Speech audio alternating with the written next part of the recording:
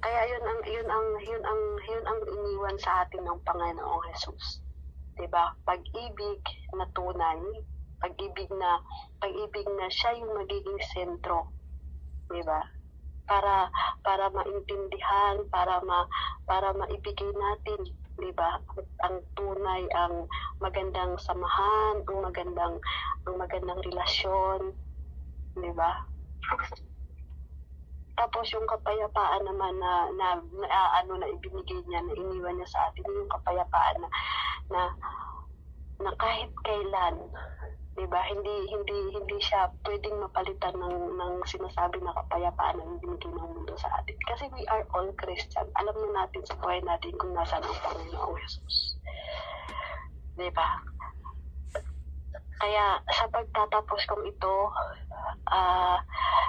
sino pa sa inyo, sa atin, ang hindi alam kung nasaan ang Panginoong Hesus sa buhay? Sana lahat tayo, alam na natin kung nasaan ang Panginoong Hesus sa buhay natin. Diba? Kaya, ayun, mayroon tayong conclusion dito. Ang lahat-lahat ng to, sa gabing ito, mga kapatid, pinaalala sa atin, it's remind us that we love because the love we receive is from God above. Kaya lagi natin tatandaan, lagi natin i-remind sa puso't isipan natin na ang pagmamahal, diba, nanggaling sa Panginoong Sos, hindi dahil sa gawa ng made in China na mga damit, sa mga made in Italy na mga bag. Ang pagmamahal ng Panginoong Hesus ang siyang iniwan sa atin. Yun ang magiging gabay natin sa pang-araw-araw nating buhay. Because God is love. So, ayun. Thank you so much. Lord, maraming salamat po sa iyong mga salita. Ang iyong mga salita po lamang, Panginoong Hesus, ang maging gabay namin sa pang-araw-araw ng buhay, Panginoon. Panginoon, buksan at liwanagan mo po ang isip at puso ng bawat isa na nandito ngayon, ganun po sa mga taong hindi pa po nakakilala sa iyo, Panginoon. Sa kadakilaan mo, Panginoon, sa buhay namin, Panginoon, nakikita po namin kung ano ka po kahusay, kung ano ka po ka-perfect, na ikaw lang po lamang ang makikita sa pagkatao ng bawat isa sa amin, Panginoon. Panginoong Hesus, sa buhay namin dito sa mundong ito, Panginoon, alam namin na maraming pagsubok, maraming struggle ang nagaganap sa aming buhay. Pero dahil sa iyong pagmamahal at dahil sa kapayapaan na iniwan mo sa aming, Panginoon, yun ang magiging gabay namin, ang magre-remind sa amin, Panginoon, na sa kahit anong laban, sa kahit anong pagsubok, Panginoon, kaya po namin lalagpasan lahat ng iyon. Ganun po na, Panginoon, sa mga kaaway, sa mga galit sa amin, Panginoon, ang inyong pong blood, Panginoon, ang dalisay mong dugo, Panginoon, ay siyang magprotekta sa amin, Panginoon, na kami po ay mailayo sa mga bagay na yun, Panginoon. Panginoon, maraming pong salamat. Nawa po na pagtibayin ang bawat isa sa amin sa pananampalataya namin sa iyo, Panginoon. Ibigay mo po, Panginoon, bigyan mo po ng wisdom ang bawat isa, Panginoon, upang magamit po sa pangangaral, Panginoon, sa pag-deliver ng iyong salita, Panginoon, para ipalaganap po sa buong mundo ang iyong kabutihan, ang iyong tunay na pagmamahal, ang iyong dalisay ng dugo na siyang bumabalot sa bawat isa sa amin, Panginoon, na nilalayo kami sa lahat ng kapahamakan, sa lahat ng mga sakuna, Panginoon, na ikaw ang magpoprotekta sa amin, ilalayo kami sa lahat ng kasamaan, at magiging magiging ehemplo kami sa aming mga kamag-anak, sa aming mga kaibigan, Panginoon, na ikaw yung makikita nila sa amin, Panginoon. Ikaw yung magliliwanag sa bawat isa, Panginoon, upang magkaroon pa po ng yung mga naliligaw ng mga kapwa namin, mga kaluluwa na naligaw, Panginoon, mag-isa po kami, Panginoon, sa pananampalataya sa Panginoon. Naniniwala kami, Panginoon, na ikaw po ang aming salvation. Ikaw ang aming Savior, Panginoong Jesus. At sa dulo ng walang hanggan, ikaw po ang magbigay sa amin ng buhay na walang hanggan, Panginoon, na sa aming buhay dito sa lupa, Panginoon, ikaw po ang magpaparana sa amin ng kapayapaan, ng tunay na pagmamahal, ng lahat ng needs namin, na ikaw ang magpo-provide, Panginoon, na ganun po sa mga wala dito, Panginoon, na hindi pa nakarinig ng mga salita, Panginoon. Bigyan niyo din po sila ng kung anong mga pangangailangan nila, Panginoon. Yung mga may sakit, Panginoon, sa bawat isa sa amin dito, Panginoon, bigyan mo ng healing, Panginoon. Pagagalingin niyo po kami, Panginoon, kung ano pong karamdaman ang meron kami, Panginoon, sa bawat isa sa amin, sa aming mga employer, Panginoon, na naging source, diba, kung bakit kami nagkaroon ng kita, Panginoon, dahil po yun sa iyo, dahil po binigay niyo po sila sa amin, kung bakit nandito kami, Panginoon.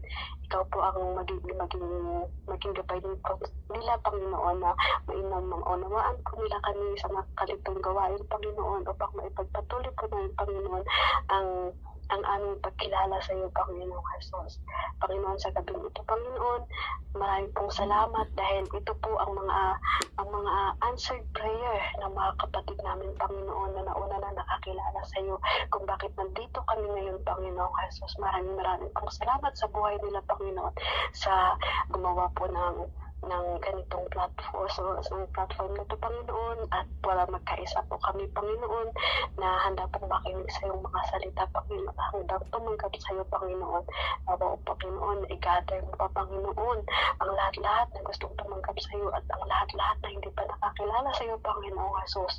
Buksan ang kanilang isipan, ang kanilang mga puso, Panginoon, na hanapin ka po nila sa lalong pinakamadaling panahon, Panginoon, dahil alam po namin, Panginoon, na with your love, with your guidance, and with the Holy Spirit, Panginoon, kami po ay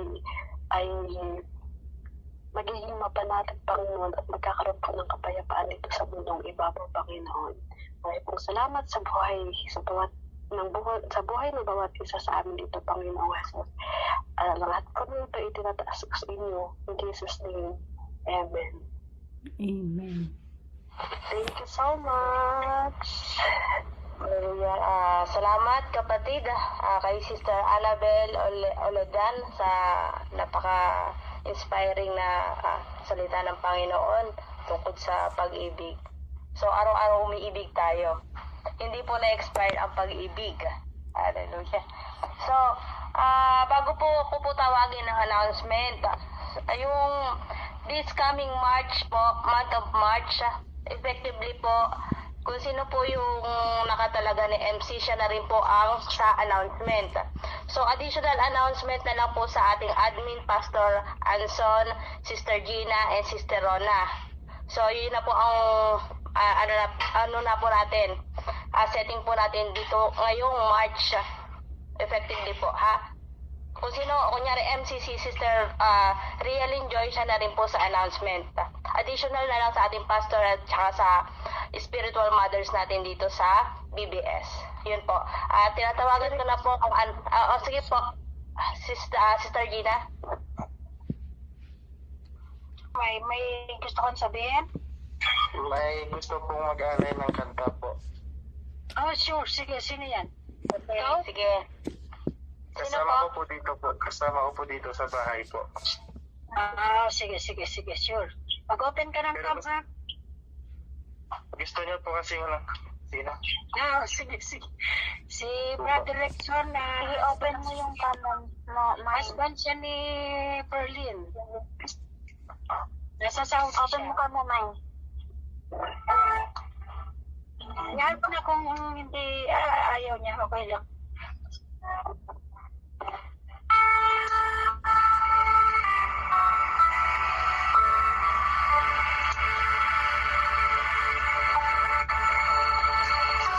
Unti-unti mo, Panginoon, sa lahat ng oras, sa bawat araw, ay naging tapat ang magmahal. Ang kaawa ay magpawalang tungkol. Unti-unti mo, Panginoon, sa lahat ng oras, sa bawat araw, ika'y laging tapat ay magmamahal. Ang kaawa ay magpawalang tungkol. Pinupuling sinasamba kita, dakilang Diyos at Panginoon. Tuwing na ika'y walang katulad, tuwing na ika'y di magpapago, mabuting Diyos sa aming nagmamahal.